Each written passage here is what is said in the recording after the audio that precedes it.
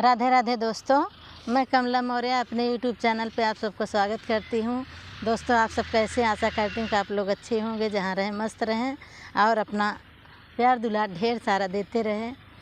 आज एक लेके आई हूँ चुटकुला गीत। कैसा लगा आप लोग कमेंट के माध्यम से ज़रूर बताना। हमसे सहियों न जाए बोली तीनों जून बलमुआ, लई चलता रंगून बलमुआ ना। हमसे सहियों न जाए बोली तीनों जून बलमुआ, लई चलता रंगून बलमुआ ना।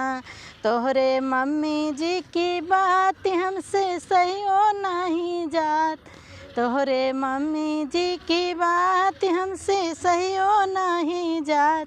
हमका हरदम रगड़ें, हमका हरदम रगड़ें जैसे सूती में चून बलमुआ, लई चलता रंगून बलमुआ ना।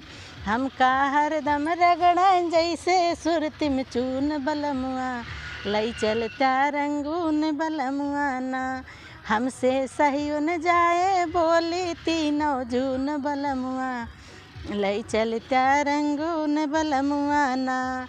हमसे सहियों न जाए बोली तीनों जून बलमुआ, लई चलता रंगून बलमुआ ना। तोहरे भाभी जी के बोले हमरे लागे करजवा गोली, तोहरे भाभी जी की बोले हमरे लागे करजवा गोली। ओ तो हरदम अलगऊ जी करें तीनों जून बलमुआ, लई चलता रंगून बलमुआ ना। ओ तो अलग करामें तीनों तो जून बलमुआ, लई चलता रंगून बलमुआ ना। हमसे सहियों न जाए बोली तीनों जून बलमुआ, लई चलता रंगून बलमुआ ना।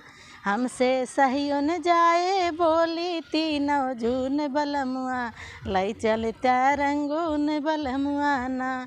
तोहरे दीदी जी की बात हमसे सहियों नहीं जात, तोहरे दीदी जी की बात हमसे सहियों नहीं जात। ओ तो हरदम झगड़ा मचावे तीनों जून बलमुआ, लई चलता रंगून बलमुआ ना। ओ तो हरदम झगड़ा मचावे तीनों जून बलमुआ, लई चलता रंगून बलमुआ ना।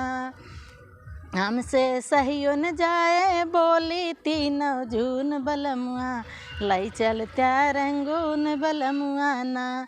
हमसे सहियों न जाए बोली तीनों जून बलमुआ, लई चलता रंगून बलमुआ ना।